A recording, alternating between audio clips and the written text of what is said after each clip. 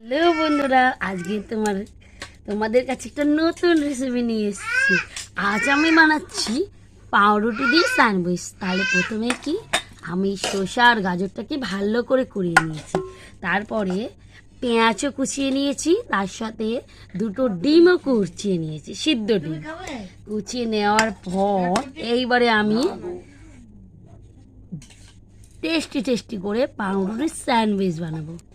ঘরের হাতের তৈরি বিন নুন দিচ্ছি প্রথমে, এবার দেব কাঁচা লঙ্কা পরিমাণ মতন, যে যতটা ঝাল খাবে। এবারে লেবুর রসটা দিয়ে দেব পরিমাণ মতন, দিয়ে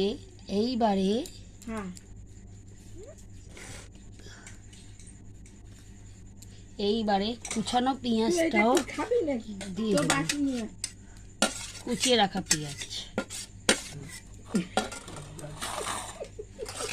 পেঁয়াজটাও দিয়ে দিলাম। দেখো বন্ধুরা, দিয়ে দিলাম। এইবারে কুচিয়ে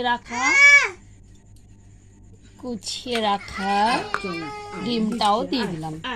ভালো করে মেখে নেবো, এটা ভালো করে আস্তে করে মেখে নেবো।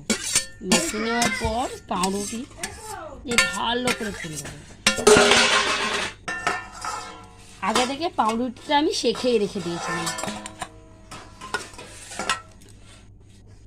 দেখো বন্ধুরা, ভালো করে মেখে নিয়েছি পুরটাকে।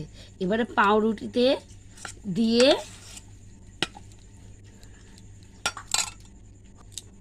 দেখো বন্ধুরা, পাউরুটিতে পুরটা ভরে নিচ্ছি। কত সুন্দর, পুরো ঠাস পুর দিতে হবে, তবেই তো টেস্টফুল হবে।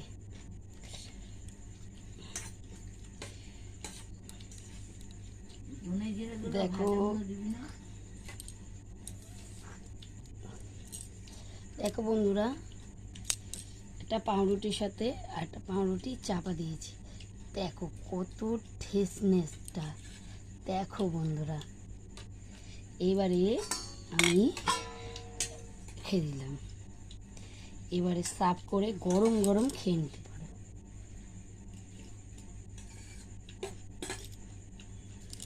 দেখো বন্ধুরা, আমার স্যান্ডউইচ তৈরি হয়ে গেছে। টাটা বন্ধুরা, অন্য কোনো দিন অন্য কোনো ভিডিও নিয়ে আসবো। টাটা, তোমরা সবাই ভালো থেকো।